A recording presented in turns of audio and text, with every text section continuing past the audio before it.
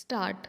It is contended that the petitioner was doing business of cosmetics and for the purpose of running his business smoothly, he took loan from various persons, however, in the year 2004, due to unavoidable circumstances and financial constraints, the petitioner suffered huge losses resulting in complete ruin of his business, and in those circumstances, the amount borrowed by him from the various persons could not be repaid. Stop. It is also contended that the petitioner had issued several checks to the persons from whom he borrowed money, and when those checks were presented in the bank, the same could not be honored, resulting in filing of the complaints against the petitioner and thereafter, the conviction of him for the offence punishable under section 138 of the NI Act. Stop. Para.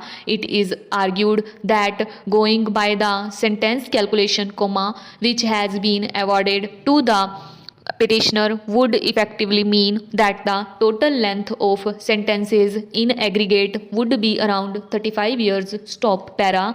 It is also argued that the petitioner is behind the bars since 26/5/2011, he had served 5 years and 8 months sentence out of total sentence of 35 years. Stop. It is further argued that though, the petitioner was awarded those sentences in different cases, but all the cases are of similar nature. Stop. It is also averred that the maximum sentence in respect of present kind of offence is 2 years simple imprisonment, and if all the sentences are allowed to run consecutively, petitioner would remain behind the bars up to year 2046. Stop. Para.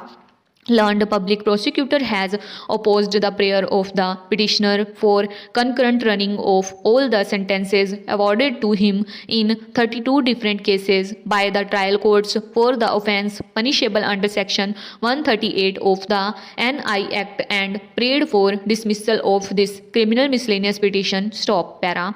It is noticed that almost all the complaints except one against the petitioner, for commission of offence punishable under section 138 of NI Act were filed in the years from 2004 to 2007, and one complaint was filed in the year 2011. Stop.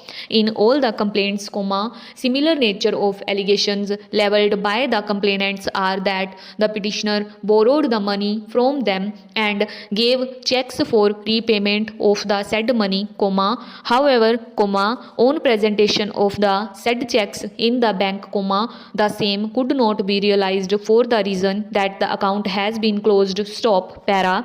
In all the 32 complaints filed against the petitioner, he has been convicted for the offence punishable under section 138 of the NI Act, and different sentences have been awarded. Stop. Para. Provided that where a person who has been sentenced to imprisonment by an order under section 122 in default of furnishing security is, whilst undergoing such sentence, sentenced to imprisonment for an offence committed prior to the making of such order, the latter sentence shall commence immediately. Stop. Para.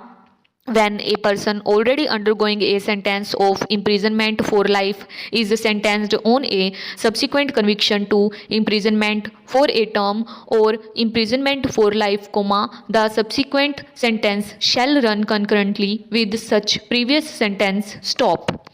Para. As per subsection 1 of section 427 CRPC, when a person already undergoing a sentence of imprisonment is sentenced on a subsequent conviction to imprisonment, such imprisonment shall commence at the expiration of the imprisonment to which he has been previously sentenced, unless the court directs that the subsequent sentence shall run concurrently with such previous sentence. stop. Para. As per second proviso to subsection 1 of section 427, where a person who has been sentenced to imprisonment by an order under section 122 in default of furnishing security is, whilst undergoing such sentence, sentenced to imprisonment for an offence committed prior to the making of such order, the latter sentence shall commence immediately. Stop.